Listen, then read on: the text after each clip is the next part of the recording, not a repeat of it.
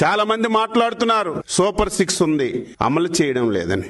ఆర్థికంగా ఇబ్బందులున్నాయి, సమస్యలున్నాయి. అయినా సరే రేపు జూన్ లోగా ఇంకొక 3 మంచి కార్యక్రమాలని ప్రజానీకానికి సూపర్ 6 లో ఇచ్చిన హామీలు నెరవేర్చాలని చెప్పి నిర్ణయం చేశాం. అందులో భాగంగా రేపు పాఠశాలలు తెరిసే సమయానికి ఏదైతే తల్లికి వందనం కింద ఒక పిల్లవాడికి 15,000 ఇస్తామని చెప్పాము, అదే విధంగా ఎంతమంది పిల్లలుంటే అంతమంది పిల్లలకి, ఒకరున్నా, ఇద్దరున్నా, ముగ్గురున్నా, రేపు స్కూల్స్ రీఓపెనింగ్ సమయానికి తల్లికి వందనం కింద వారి అకౌంట్ లో డబ్బులేసి స్కూళ్లు తెరచడానికి ఈ రోజు పొలిట్ బ్యూరో నిర్ణయం తీసుకున్నాం. దాదాపుగా 60-70% హామీలన్నీ కూడా నెరవేర్చాం.